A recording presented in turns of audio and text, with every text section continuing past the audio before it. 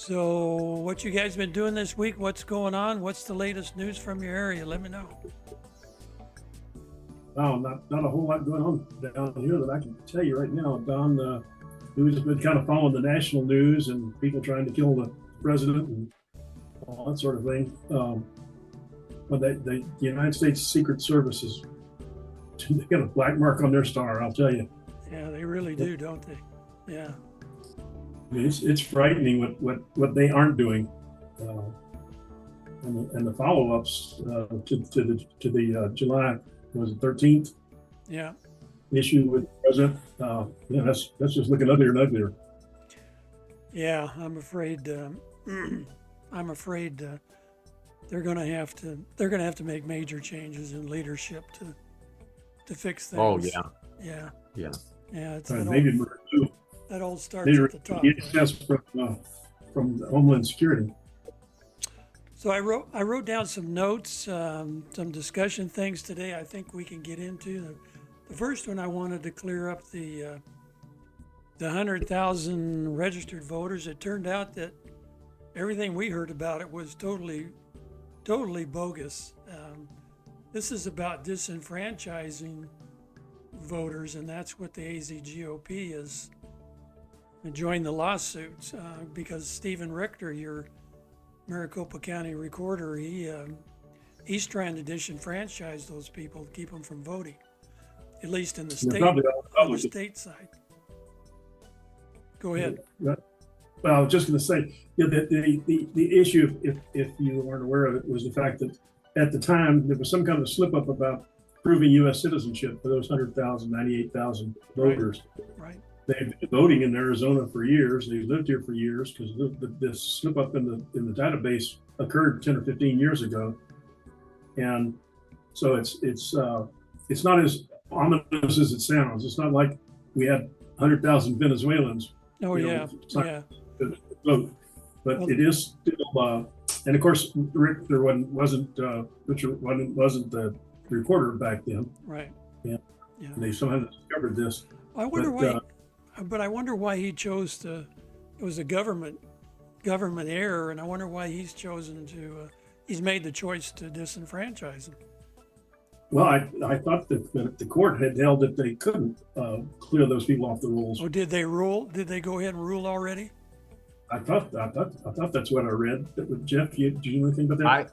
I don't know if they've ruled, but I think the thing we did get right last time, it wasn't that there was 100,000 illegals. We had said it was a snafu with the driver's license. Right. But my issue is that the state legislature has had, along with the governor, a long time to try to clean this stuff up. And to wait till the last minute, not just for this, but for other election verification issues. Yep. I think have been negligent there. Yeah. We do see, you did say, what is going on out here. We've got a bunch of propositions in Arizona, more than we've had since like 1985 or 84 or something like that, that are coming down the pike. And one of the big reasons that's happening is because the governor out here, who's a Democrat, has either vetoed or threatened to veto some of these House or Senate sponsored bills that would have passed had a conservative been in the governor's office. And so, at my heirs meeting next week, we're going to go over them all, but a lot of them are pretty significant. And, most of the time when these come down, I tend to say no because, I don't know, because it's just people trying to sneakily get things through in Arizona, because you can have a citizens initiated or legislature initiated proposition. That's very hard to retract. But this time, because some of these things are really needed, in Arizona, and it's just interesting. I think it's a way for us to get things through. But by the same token, there's a couple of propositions on there that the left, through the citizens, have put in there, and abortion rights is one of them. Yeah. And hopefully the people are going to be able to read that and see it. But the problem is there's so many propositions on the ballot that how many people voting are really going to study these issues before they actually go to the ballot box or fill in their, mail-in ballot, and not many do. Yeah, I know they sent out that big booklet with all the, the candidates and the propositions in it that you can read them and the pros and the Right. cons. Yeah, I know a lot of people they probably throw that in the round thing there, right? And don't pay any attention Close to their it. eyes and just start filling things in. And we hope that doesn't happen. We hope that's why we're going to offer some education on all those proposals, because they're really important to understand. Oh yeah, well one of I'm in favor of most of the ones proposed by the legislature, but it does warrant discussion because we are giving. So there's some things that do warrant discussion, even on the conservative side. the legislatures, one of theirs is securing the border, right? Well, yes, one of them. It's actually very length. Well, no, the if you get convicted of a sexual crime in Arizona, they want to make that mandatory life sentence. Okay. And that's kind of simple. Yeah, the one about immigration is actually pretty long, and that's the one, illegal immigration, that's worth us discussing as conservatives, because it's not like the Patriot Act, but it could give government a lot more control if it's abused. But we certainly need to do something, because the United States government is not doing anything. So I'm for the proposal, while at the same time making sure that there's oversight, that it's administered correctly. Yeah, and Katie Hobbs is not doing anything either, right? Paul, I haven't seen her do a thing about it. Except veto legislation. Yeah, I'm going to a class tonight on these propositions, how we're, what they are and what they're going to be doing. So when I hit my biblical citizenship class tomorrow, I'll be able to explain it to the students there. Who's Because I was asked. Who's teaching your I'm sorry? class tonight, Paul? I don't really know. It's at the Republican Club, Oh, okay. and I don't know who's going to be teaching it. But anyway, the idea is they're going to go through all the propositions and explain why we do or don't want those. Now the cheat sheet that's come out for the propositions listed yes on all but the last two, I think it was, is what I remember seeing. Yeah, there's two yes on all but two as far as that. But I recommend, especially those of us who are going to be teaching this, not just to read the summaries, but the actual propositions. Yeah. There you Go in there, because we know they can be interpreted or misinterpreted. I've read the summaries from both a conservative point of view and a leftist point of view, and it's really interesting how, if you're reading it coming out of the Democrat Party or a leftist nonprofit organization or something, how they really spin this. Yeah. It's crazy. It's that missing gene in their brain. But it's interesting to see. And that's what, because anyway, there's on the sexual trafficking proposition, they add some things in there. Hey, this means that this would happen. And it doesn't say that in the actual proposition. Yeah. But again, we have to have oversight. We know, just like the Patriot Act, that many of us were for at the time, but now, I'm not. That these things can and will be abused. Oh yeah, terribly. But at the same time, like the states can't do nothing when the federal government isn't doing their job. And that's why I really like the way the proposition, it's in the 300s actually, about illegal immigration in the state of Arizona. They almost have a preamble on that. And they go through all the statistics, because we've had X amount of illegals come in, because there's this many people killing, fentanyl, because of the federal government. So it's almost like the Declaration of Independence in reverse, because it gives you all the reasons why we're doing it. And then it says what we're doing. And that was, at one time, that was actually a bill that was passed by the House and the Senate, and she wouldn't sign it, right? Katie Hobbs? Yes, I believe that is true. Yeah. Yes. And some of these others are as well. Yeah. So do me a favor, you guys, if one of you could or both of you, can you send me a copy of the written abortion proposition? Yeah. Yes. Yeah, email it to me because I want to compare it to the, we got the one in Florida, same thing's going on. I'd love to compare them to see how close they are in the wording and how they're worded. So if you guys would do that, I would appreciate it. Sure. Yeah. Not a Good. problem, but they're just interesting. But what I do like, I'll be honest, I really like the states bristling up and kicking back against federal overreach. Yeah. Oh, yeah. in whatever way that they can, because we know in the Federalist Papers, as Hamilton wrote, the state powers are supposed to be broad and indefinite, while the federal powers are supposed to be few and defined. And we certainly don't see that today. Yeah. No. And we also have the 17th Amendment, which, weakened the states even more. So Yes. I was just railing about the Patriot Act today. Turns out I'm usually railing about something,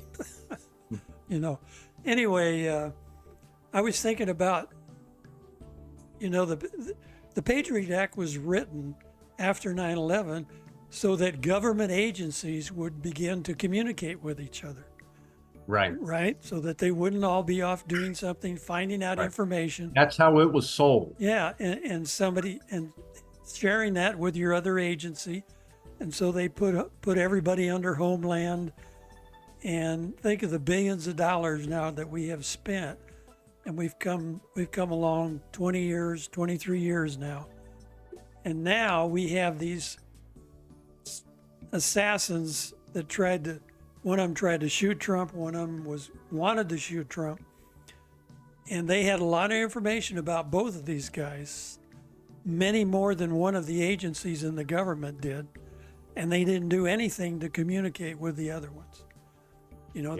They hung out there in the wind, and they still got as close as, well, one of them got as close as you can got a shot off. The other one got many shots off, but the other one got us pretty close without firing his rifle. And evidently, I just heard that they're going to charge him with attempted assassination. So, Well, they should. well, yeah, they were reluctant to do that because he wasn't a sitting government official. But I think the state of Florida and DeSantis have put enough pressure on him, for a major charge to occur that they're reacting to that. At least I hope so. So anyway, the Patriot Act, the Patriot Act's being used to make a bunch of these January 6th people criminals, right? Right. Yeah. Yeah, track them down. And that's an abuse. Oh yeah, That's totally. an absolute abuse of power. And that's why, even though I'm going to vote yes on the illegal immigration proposition that's coming to Arizona, we have to keep an eye on that. Yeah. My father-in-law, who is now deceased, there's a trilogy written about his life, and it's very interesting. But he flew guns for Batista against Castro during the Cuban Revolution, and he flew pamphlets for the CIA. But he would get arrested by the Border Patrol every time he would come back in with his airplane, and they'd throw him in jail. And then the next day, the agency would break him out. And he got so sick and tired of those agencies not coordinating. He had a big disdain for the Border Patrol. Oh, yeah. And so much so, when we'd come up from Nogales to Tucson, back then they didn't have a permanent station. And, they'd have you get off the ramp, and they'd have the little cones up, but he'd just drive right through the cones. And he was a World War II and Korean vet, Marine. Wow.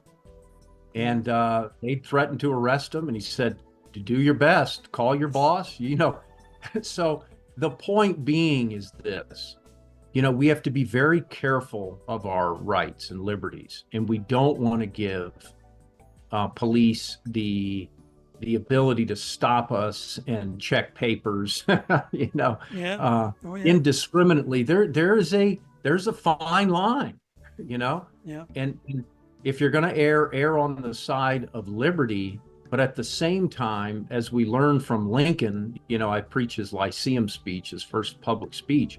If you don't have a nation of law and order, then the lawless in thought will become lawless in fact, because the lawless in fact aren't getting prosecuted. So those tempted to be lawless are going to go ahead and do it because everybody that is lawless is getting away with it anyway. That's right.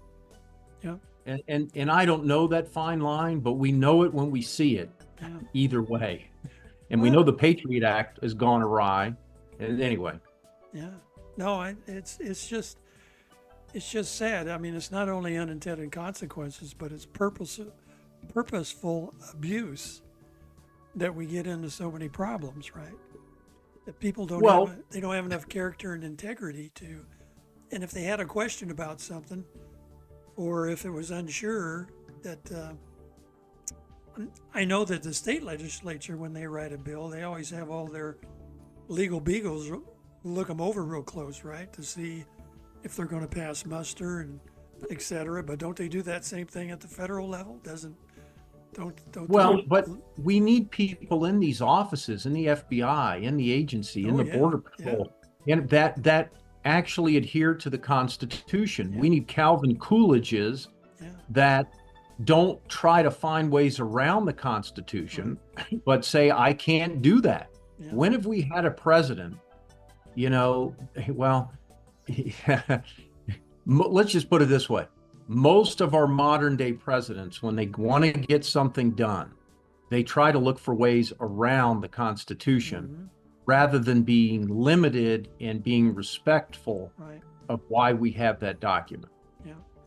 Yeah, everybody's got one time they had passed some kind of rule in Congress that when you put a bill in the hopper, you had to put the constitutional authority for that bill attached to it. In other words, I'm going to do this bill for building highways, and that's authorized by the Constitution under Article 3, Section 1, you know, Clause 8 or whatever.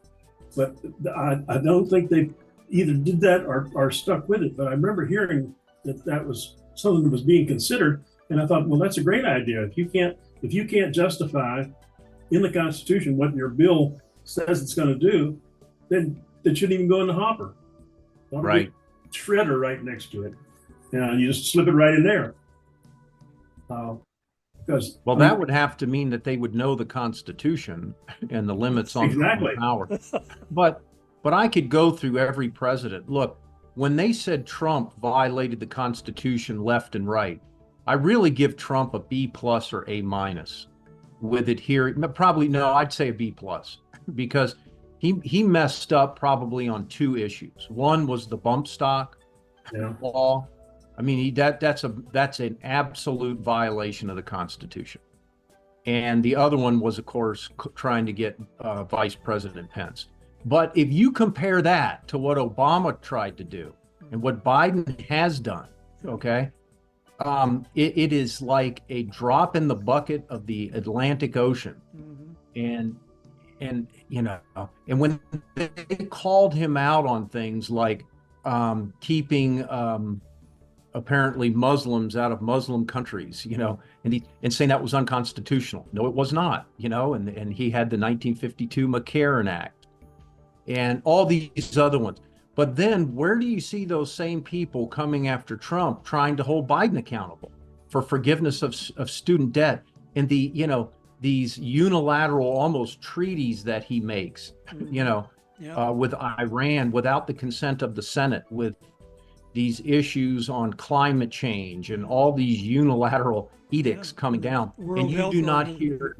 World Health Organization. There you go. Right? World Health Organization. Yeah. The executive branch for Health and Human Services controlling rents and not letting people get evicted. Where was the cry on that? Where you had all these Chicken Little cries under Trump. So anyway, you have to know the Constitution first. and then we can talk. So I want to ask you guys, in the light of you're going to have your heirs meeting, Jeff, and you're going to talk about these propositions, and Paul's going to a meeting. Can either one of you somehow get a video recording of that session or that presentation? Is that possible?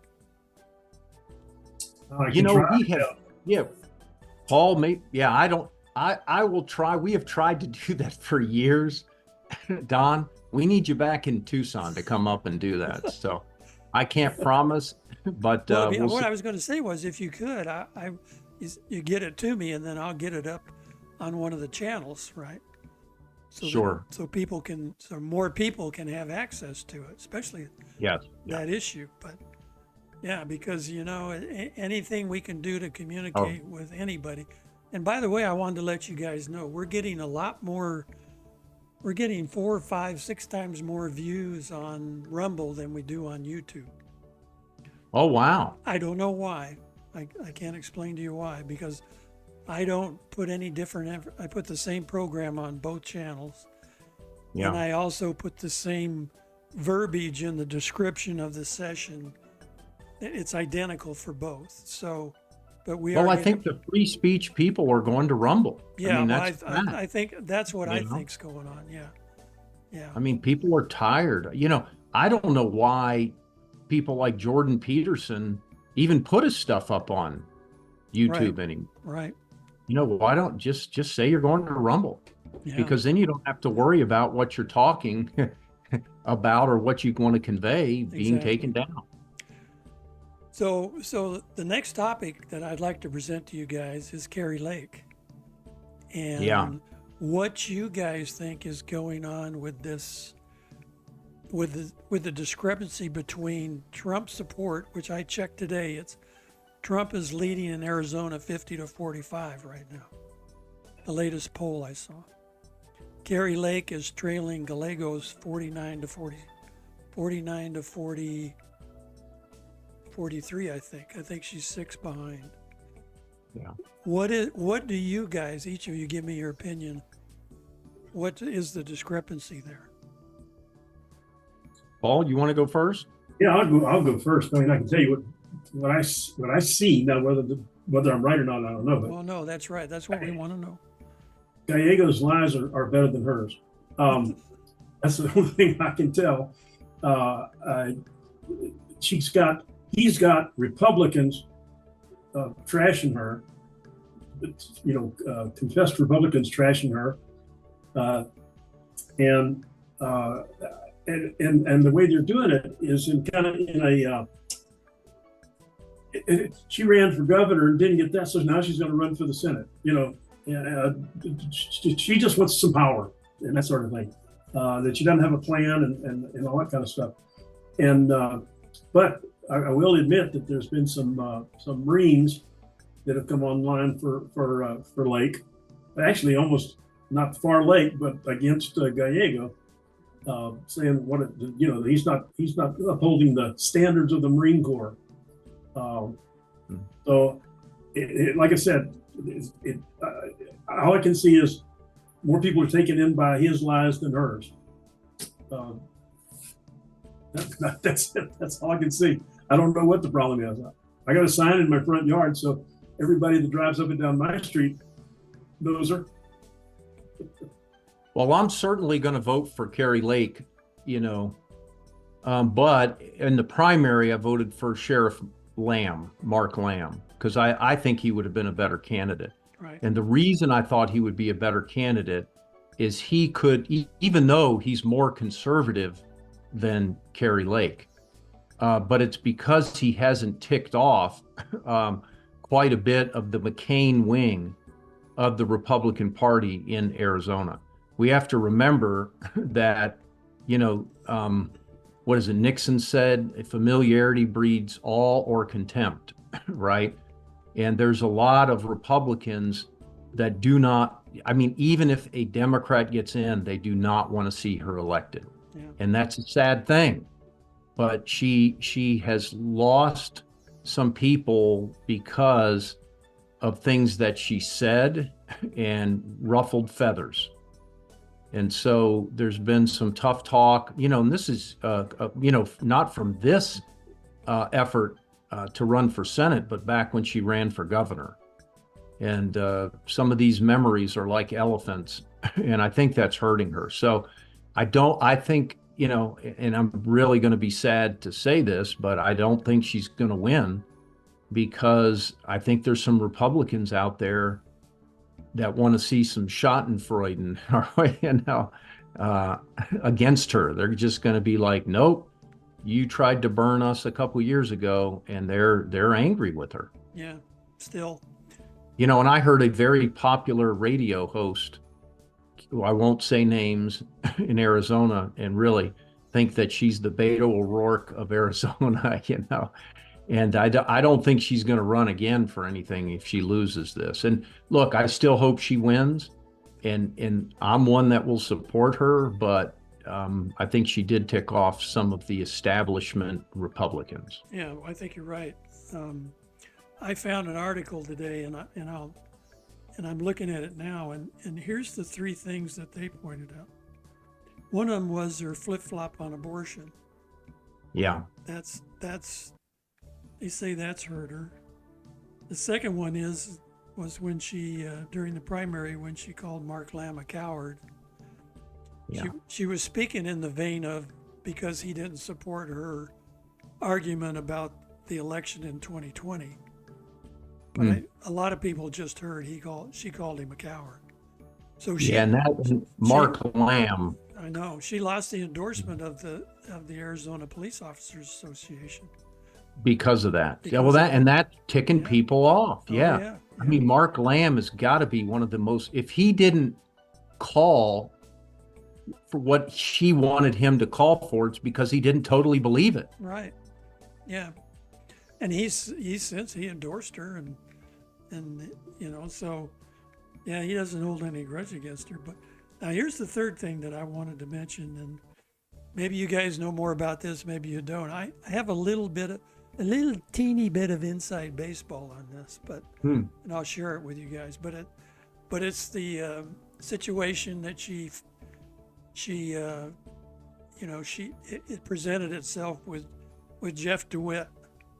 Okay. Oh, yes. Jeff DeWitt. Yeah. Patty and I know Jeff DeWitt. Yeah. And I forgot about that. And I know what kind of guy he is. I know DeWitt's. We just really like him, and what happened, I don't know why I still can't figure out why she decided to do what she did at that time and period. I guess. Well, it was hitting the easy button. You want to take somebody out at the knees. Yeah, I guess so. But you've got the nuclear bomb, but the problem is a lot of times somebody's going to fire back with their own nukes. Yeah. Well, here's the inside baseball, and I can't tell you guys who I heard this from.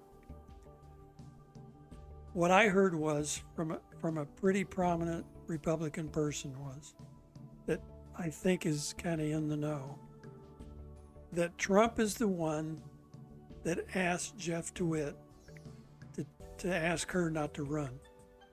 Okay. Now, I don't really know if there was, money involved or any of that. I don't know that.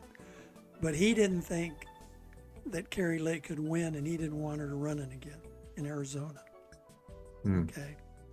That's what I heard. And so, whatever came to pass, that's the third of three things that I've read today has really hurt her campaign. Now, what do you think? Do you think she can recover and stumble to the finish line? We only got 40-something days left. So what do you think? Well, Sound like Jeff? I can't say one way or the other on that, but what I'm seeing in a lot of the anti-Lake ads are all about abortion, and they really hammer her about abortion. Yeah. And I think the Democrats have done a great job of making that a voting point.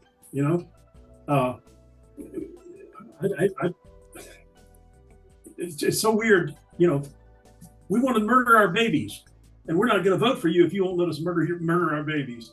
Yeah. That seems like a hard sell, but that's what's going on. Yeah. Yeah. So, I think, yeah, I do think miraculously she could win, but for me, it's down to maybe 10% chance. But I really, what I, in that 10% chance is if things in the world unravel between now and election day. You know, and look, when has that chance been more than right now, as far as on the world stage? Okay. So if there are whatever, you know, I won't even say it, but everybody knows if there are things that happen, then I think people will say the Democrats have just lost total credibility. Yeah. And I'm voting down party ticket. Yeah. If that doesn't happen, and I hope it doesn't happen, by the way, Yeah. you know, that's not worth it. Right. Then I think, I don't think Kari Lake's going to win. But I think there's a greater likelihood of something like that happening. And it may happen after the election just because we have no leadership and our enemies know it. What was this? Where did this Gallegos come from? State legislature? Yeah. Yeah. He's been in the state legislature. So anyway, so the three big things, I mean, there's three big things, right? The economy. I mean, everybody's feeling the economy. And just with food and gas. Well, but when you say that, you know, Don, here's my problem with that. Many people are feeling the economy, but government workers, you know, they still make money. There's no, you know, the way they're feeling the economy is just with higher prices. Right. Okay. But in the private sector, it's not just higher prices. It's tighter margins. Oh yeah. It's harder to make money. Losing jobs. Losing jobs, you know, so, and when you have, you know, between state and federal government, over 40% of our GDP and government spending, you know, and then, you know, you have a lot of it in Social Security and Medicare benefits and all this, you know, over 70% of that into that in the federal level. You're talking, you know, so when the economy, when Clinton back, you know, or what is it, Clinton's guy, his advisor, who was that from Louisiana? James Carville. Yeah. Said, you know, it's the economy stupid. Yeah. Yeah. Well, you know, even then it was true, but I just wonder, because a lot of people are like, hey, I've got a job, it's paying it, I can still get by. The people that really hurt are the businesses, and usually the medium to small business owner, because corporate America somehow absolves from that. And so it's not a majority of people anymore. Yeah. Well, when I say the economy, what I should clarify my statement, because I was talking about everybody recognizes that food prices are higher everywhere. There's nobody that hasn't been affected by that. And rent's higher. Rent is higher, and gasoline is higher. Now that's one thing that presents itself to everybody, right? The second thing is the open border. Now, maybe a lot of people don't realize the effect of the open border yet, and you notice all this stuff that's bubbling up in Ohio is beginning to reveal some of that, right? They're living in their state and they're in their little town and they haven't been affected by it, but it's not true any longer. The invasion is you know, at their town city limits, and they're feeling it now. So those two things, you think if Kari Lake would just campaign on those two things, right? You think that she can make a lot of headway and not talk about anybody else and not attack anybody else. Just concentrate on pushing those two things.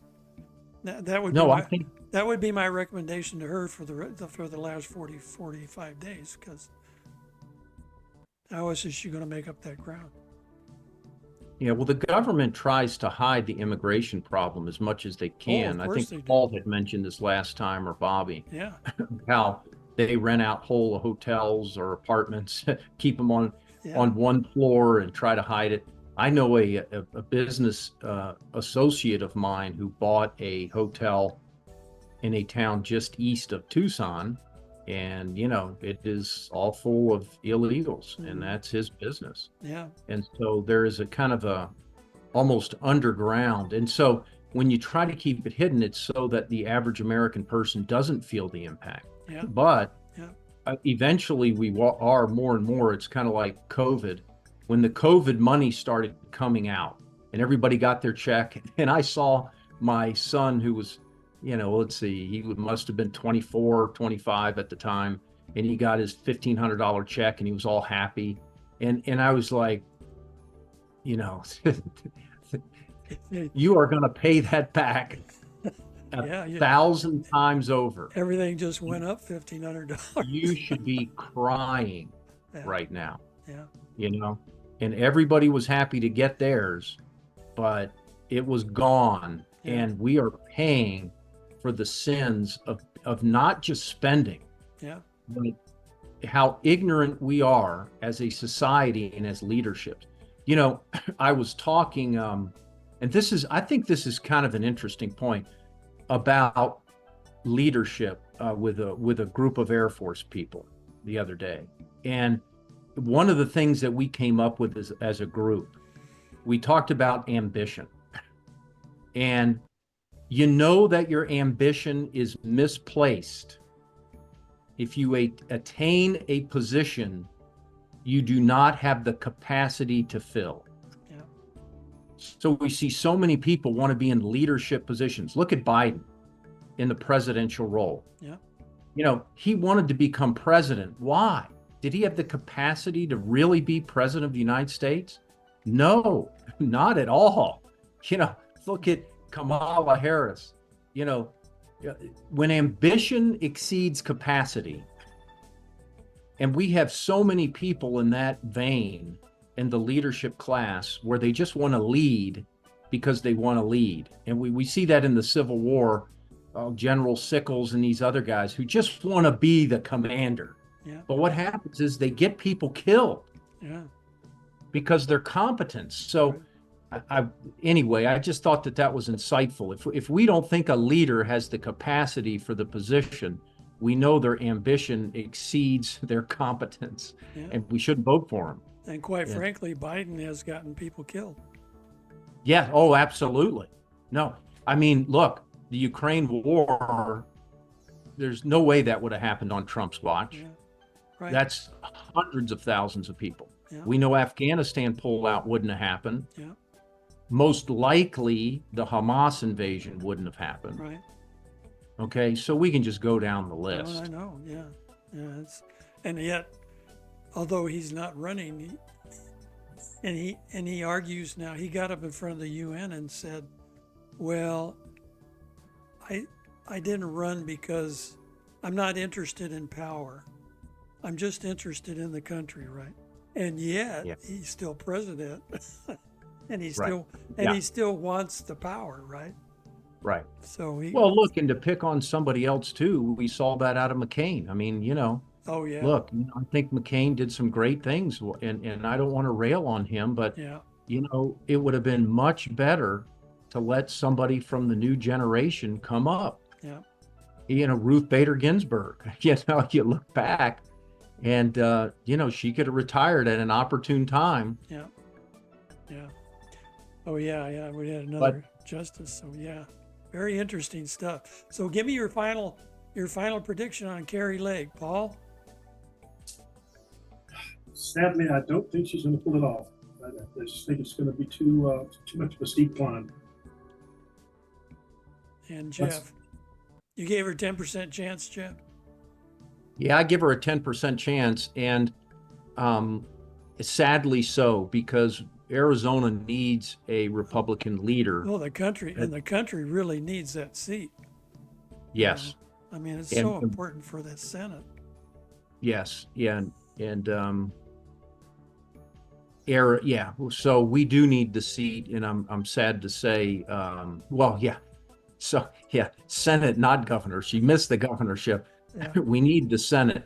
Actually, the governorship, I think, was more important Yeah. when she lost that than the Oh, yeah. Senate seat. Yeah. But the Senate seat could become more important if it's going to be, 50-50 again, or 49-51. So you're right. So do you guys, one more question about that. Do you guys think that Katie Hobbs being governor is helping Gallegos or hurting him? Other than they're both Democrats. Anybody with eyes to see would certainly think it would hurt him. Yeah. But, in today's day, so many things are run off emotion rather than fact. I mean, Right. You can put all the facts in front of people. Yeah. And they're still like, okay, I'm still voting Democrat. Oh, yeah. Yeah. Yeah, I see these interviews every day of Democrats, on the street interviews, and they say, well, what has Kamala Harris done for you? And I don't know. And who are you going to vote for? I'm going to vote for Kamala. So, Well, what are her policies? well, right, I nobody was knows. listening. I think it was one of the big talk shows where we're playing her videos where she argues against herself.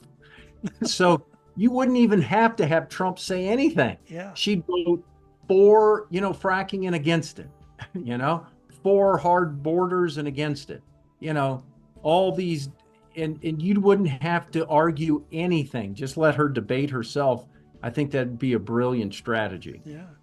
They've actually done that a couple of times. And, she says, price of meat's up, the price of bread's up, the price of food's Yeah, up. there you go. But Bidenomics is working.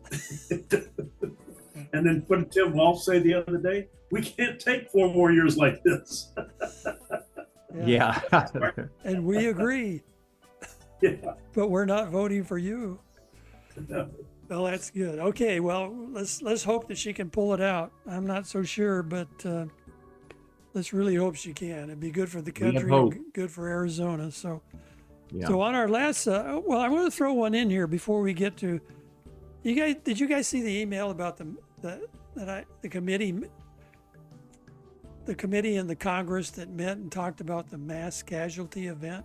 Oh yeah, I saw that. You sent that out. And maybe Yeah. we want to talk about that next time. But I listened to the committee hearing, and it's just kind of strange to me what they're talking about. Besides that, putting together a constitutional amendment, Congress just can't pass a bill and make a constitutional amendment. It has to be it has to be approved by what, 2/3 of the states, right? 3/4. Well, you've got to The have 3/4? 2/3 of the House and Senate make a recommendation to the Right. states. Right, and then And 3/4 have to 3/4 approve it. have to ratify it. Yeah. So, I mean, they're so far away from that. But what this is about is, if you didn't get to see the video or watch the thing, was they want to be able to fast track. If a representative dies or gets killed or whatever, they want to be able to fast track that position and have the governor appoint somebody that they recommended, that the person that passed away recommended, within 10 days. They don't want to wait for a special election, because the Constitution right now calls for a special election for House of Representatives, right? So that's what it's really about. No, I did not see the hearing, but I read about what they wanted to do. And here would be my question. First of all, I think there's so many other things that they could put time and effort into. Oh, yeah. Because what's the existential threat? If they're talking about a mass casualty where 100 representatives are gone, we still have quite a few representatives left, Yeah. and so I don't think that would necessarily stop government. And, so the legislative branch is pretty big and formidable. So I'm not, and the other thing is, do we want the governors? The governors already have the ability to appoint a senator if the vacancy is there. Yeah. And we already seen there's been problems with governors handling that responsibility well. Isn't that codified in state law, Jeff? If the Well, governor, that's in the Constitution. is it the governor can appoint somebody? I believe so. Yeah. Okay. The Yeah. state executive. Yes. Okay. Uh, Well, we'll talk more about that later, because I just thought that I saw that headline this morning, and I thought, to me, it's a big distraction to me. It's a way to throw people off their focus on what's really going on. Yes, that's my point. There's so many other things. We could be talking about, term limits, Right. or we could be talking about, really, which nobody wants to talk about, the budget. Yeah. Yeah. We're headed towards that. At some point, the train is going off the rails. Well, I don't know if people realize it, but this CR they were working on, they revert back to the pre-COVID levels of spending, because that was the last regular bill that passed. So they were going to refund everything at COVID levels, even though we don't need all that money. Right. But think about if they're spending time, if they think that's an existential threat, let's think about the real existential threat. What about protecting our electricity grid? Yeah. From an EMP attack? Oh, yeah. I mean, that would be more of a priority than, a mass casualty and trying to shift it from the people to the government. That would be a mass casualty event. That'd be a mass casualty event. Yeah. Why don't we start thinking about that? Other serious, that is a true existential threat to America.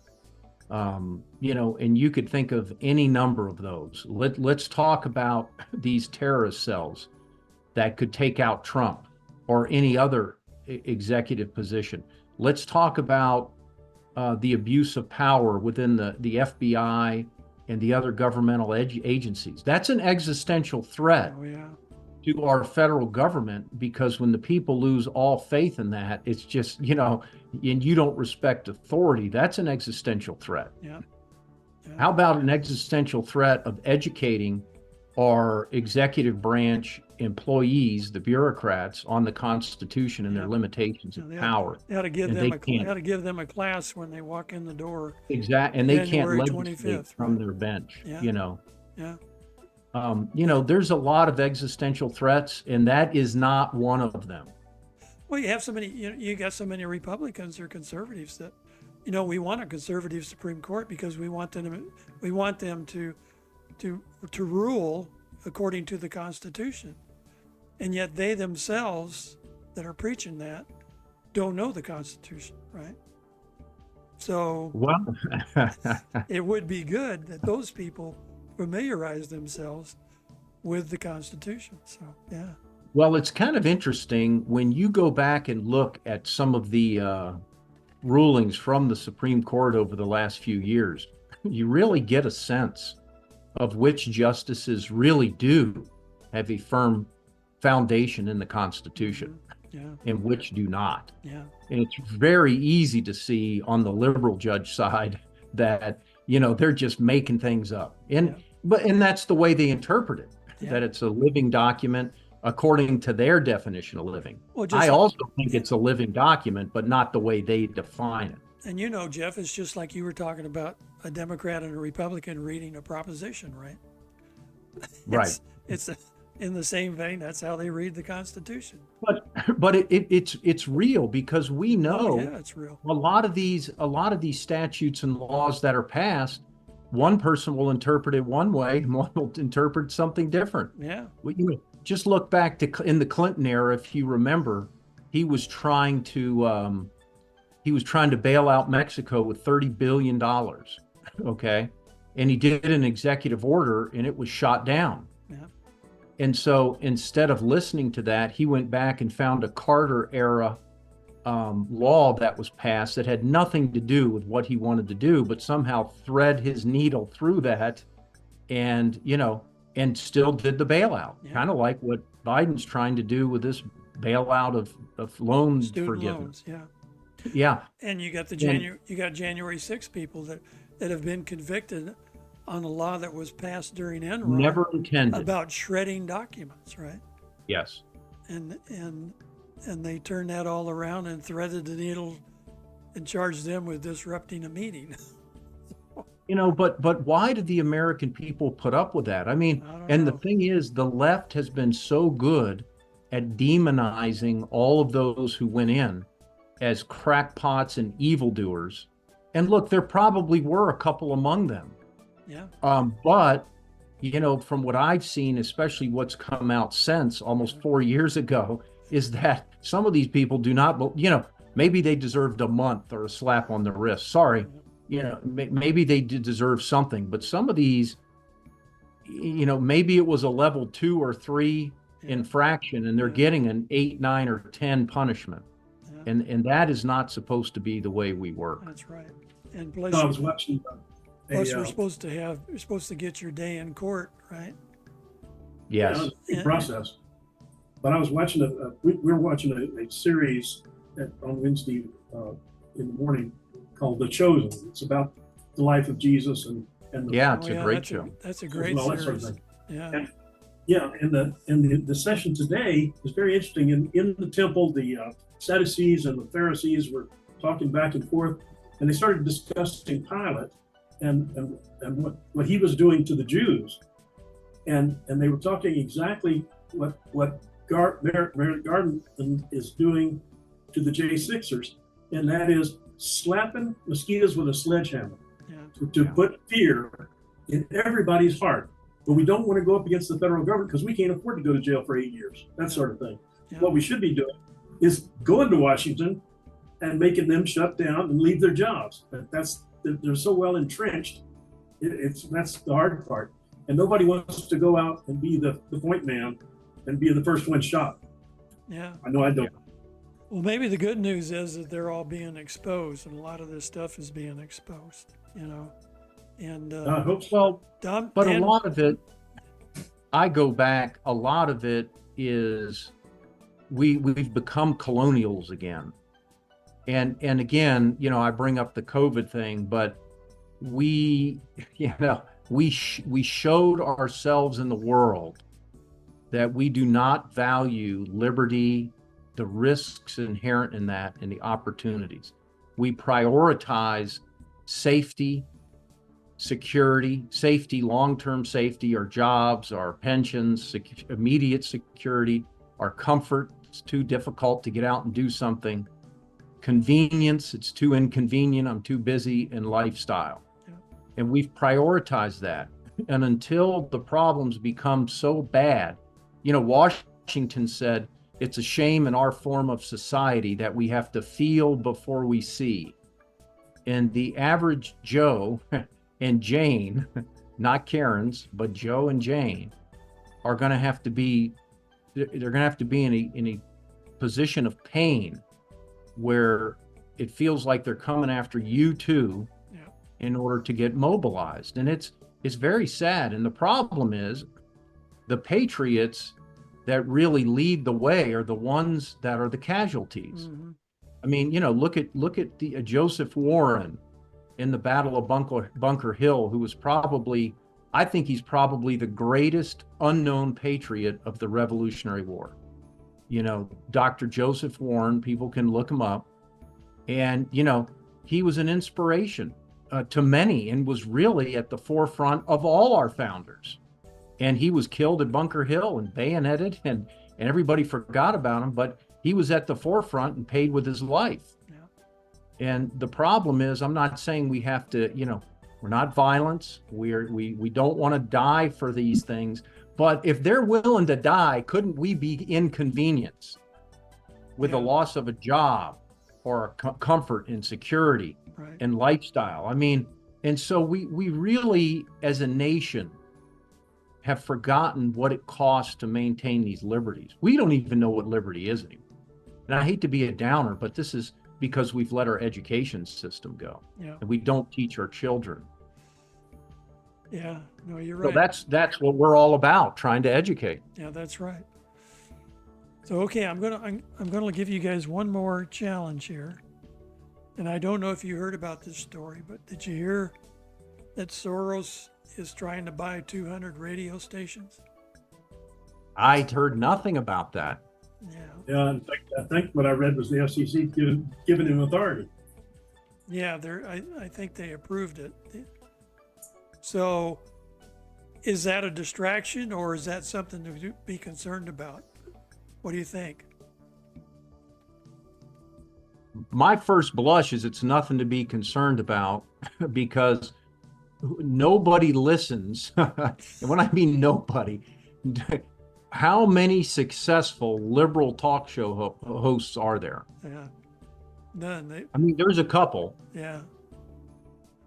but Even the conservative side, if you look at that, who listens to the conservative side? Those of us that are already sold on the conservative line, Yeah. you know?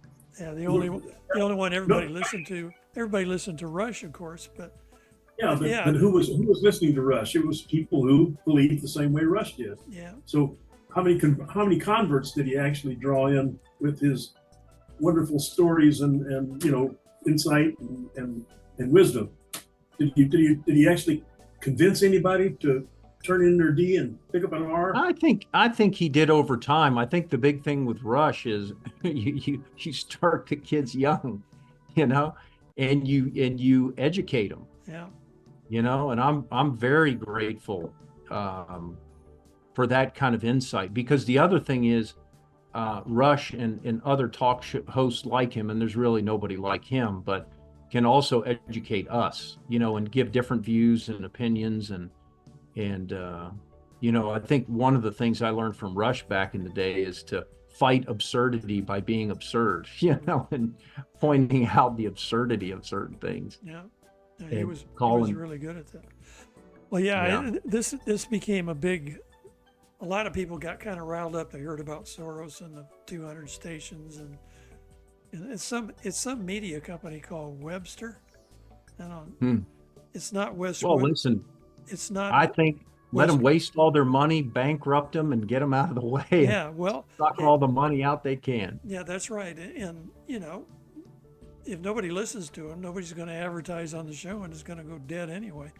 And local radio stations are struggling anyway, I think, and have been for some time, because they're kind of they're fighting with us. They're fighting with all the social media stuff, right? That's right. So I don't know. I kind of felt when I heard it. I know a lot of people got really excited, and there was a lot of chatter going on social media, but I sort of agree with Dan Bongino that it's kind of a distraction, another distraction, trying to throw us off our game and keep our eye on the prize here. I actually think it's great because the more people hear, look, I want Kamala Harris on 200 radio stations, right? Yeah. I want walls on 200. I want people, you can hide in the basement like Biden, but when you have to fill airtime of idiotic, uneducated things and policies and ideals and values that have never worked, will never work, okay? Go for it. Yeah. Because in the arena of free ideals, they are going to lose to any rational human being is grounded in history. Yeah. Well, so bring it. Yeah, they're certainly going to lose to any independents. Any independents are, if I'm independent, a lot of independents used to be Republicans, right? I don't think a lot of independents ever used to be Democrats. But I think you're finding more and more like a RFK. Well, it could be now, yeah, but up until maybe this recent times, we've got 1 million more independents Republicans in Florida now than we do Democrats. 1 million more registered voters. So, and I don't know what the independent count is, but I think the Republicans in Florida tend to be more conservative. Patty and I never call ourselves Republicans anyway. We just consider ourselves conservatives, and I think conservatives gravitate to the Republican Party because there's more things. Right. Kind of fit I go back to revolutionary terms. In our Constitution group, you're either a patriot or an enemy of liberty. Right. And there are still some Democrats, although I know very few, but there are some that are patriots. Yeah. But it's very difficult. But anyway, and there are some Republicans who are enemies of liberty. But in the you got to, at the revolutionaries' time, remember they first called them the loyalist Tories and Yeah. loyalists and these kind of things, until the revolutionaries said that's too good of terms. We're going to call them exactly what they are, and that's enemies of liberty. And so most, I hate to say this, but at least I won't say Democrats, but those on the left, I don't know anybody on the far left who is a patriot. Let's put it that way. No. Enemy of liberty would be an appropriate term, and they may not know that, but it's true. Well, see, there's a good term for Kari Lake to use in Arizona, right? Right. You need to write her a letter, Jeff, and say, listen, start referring to these people as enemies of liberty. Yes. That'll hit home. So. Go to work. Okay, guys. Well, we can wrap it up if you like. We're Good talking to everybody. We're getting, it's good talking to you. We're getting, we just got our first band of rain here from the storm. So I think it's heading out over the Gulf now and heading up toward us. So good luck. Batten down the hatches. yeah, we're all ready to go. We've checked everything. We got plenty of water, and so we're good. It's hot chocolate and movie night. Yeah, there you go. So you guys take care. Thanks for joining up this week, and good seeing you guys. yeah, I said think about the video I asked about. Think about the copy of your proposition on abortion. I'd like to really see that and compare it. And ask everybody to subscribe and hit the notification bell. And we will see you all next week, God willing. Bless you all, and thank you guys. See ya. Take care.